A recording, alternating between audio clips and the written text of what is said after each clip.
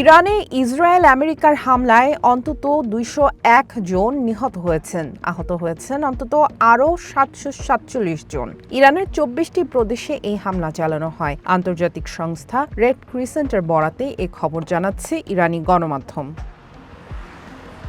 ইরানে হামলার পর টেলিফোনে কথা বলেছেন আমেরিকার প্রেসিডেন্ট ডোনাল্ড ট্রাম্প এবং ইসরায়েলের প্রধানমন্ত্রী বেঞ্জামিন নেতানিয়াহু। শনিবার দুই দেশ মিলে ইরানে এই সামরিক অভিযান চালায়। তবে ফোনালাপে তাদের মধ্যে কি আলোচনা হয়েছে তা আনুষ্ঠানিকভাবে জানা যায়নি। নেতানিয়াহুর কার্যালয়ে ফোনালাপের বিষয়টি নিশ্চিত করেছে।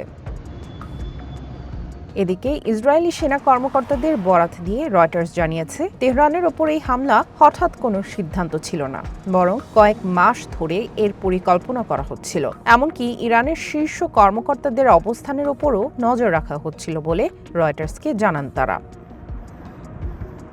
এদিকে আমেরিকা ইসরায়েলের হামলার পর হরমুজ প্রণালী দিয়ে জাহাজ চলাচল বন্ধ করে দিয়েছে ইরান। এমনটাই জানিয়েছে ইইউ নৌ মিশন। ইউরোপিয়ান ইউনিয়নের নৌ মিশন অ্যাসপিদেস এর একজন কর্মকর্তা বার্তা সংস্থা রয়টার্সকে জানিয়েছেন, ইরানের বিপ্লবী গার্ড VHF ট্রান্সমিশনের মাধ্যমে বিভিন্ন জাহাজে বার্তা পাঠিয়েছে যে হরমুজ প্রণালী দিয়ে কোনো জাহাজ চলাচলের অনুমতি নেই। রয়টার্সকে ওই কর্মকর্তা বলেন, ইরান আনুষ্ঠানিকভাবে এমন কোনো আদেশের কথা নিশ্চিত করেনি। Attention all ships, attention all ships, attention all ships. This is Sepah Navy, Iran's Islamic Revolutionary Guard Corps Navy. From now on, all navigating through the Strait of Hormuz is forbidden. No ship in every type is not allowed to pass from the Strait of Hormuz till next notice. This is Sepah Navy, out.